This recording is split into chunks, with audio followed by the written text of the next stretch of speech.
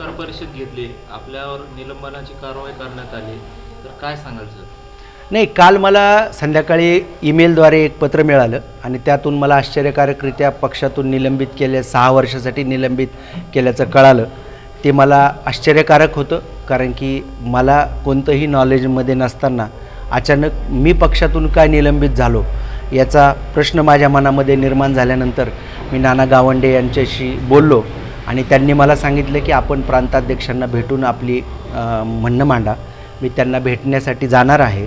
पण काल मीनव्हाईल मला असं वाटलं की फक्त हे पत्र मला आलं आहे, पण ते मीडियामध्ये आलं आणि मीडियामध्ये आल्यामुळं मी आज मीडियाद्वारेच जालना जिल्ह्यातील काँग्रेस दुरुस्त करण्यासाठी या जिल्हा काँग्रेसचे प्रभारी माजी आमदार नामदेव पवार, जिल्हा काँग्रेसचे अध्यक्ष राजाभाऊ देशमुख, या शहराचे आमदार कैलास गोरंट्याल आणि माजी आमदार सुरेश जेतल्या यांनी जे काही मागच्या 8-10 वर्षामध्ये काँग्रेस पक्षाच्या वाढीसाठी केलेल्या कामाचं अवलोकन करून त्यांच्यावर सुद्धा कार्यवाही करावी, त्याशिवाय जालना जिल्ह्यातील काँग्रेस पक्ष दुरुस्त होणार नाही.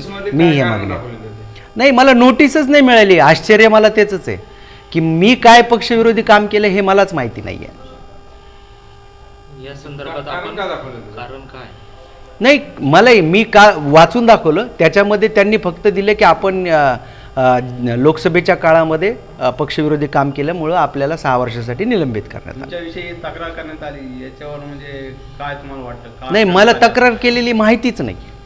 मी हे एक अंदाज बांधला आणि ह्या लोकांचा जो मागच्या प्रचारामध्ये सुद्धा मला जी काही भावना होती तर ती भावना योग्य वाटली नाही, म्हणून मी यांची नावं घेतली आणि हे दर निवडणुकीला माझ्या विरोधात काम करतात. आता हे जे पत्र सोशल मीडियावर व्हायरल झालं नंतर मग तुम्हाला मिळाले, या मागं कोण असणार, तुम्हाला कोण वाटतं? नाही, हे तर कोण आहे? हे राजाभाऊ देशमुख हे त्याच्या मागे आहेत.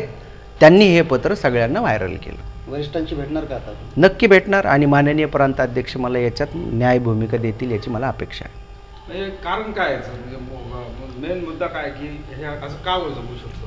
फक्त मला असं वाटतं याचं राजकीय कारण असं आहे की 2009 पासून मी सातत्याने विधानसभा निवडणुकीचा उमेदवारी मिळावी जालना विधानसभेची म्हणून मागणी करतो आणि आपल्याला मी लोकसभेला आत्ता 1 to 1 मध्ये माझं नाव खूप चांगल्या पद्धतीने चर्चेला आलं ओबीसीचा उमेदवार म्हणून.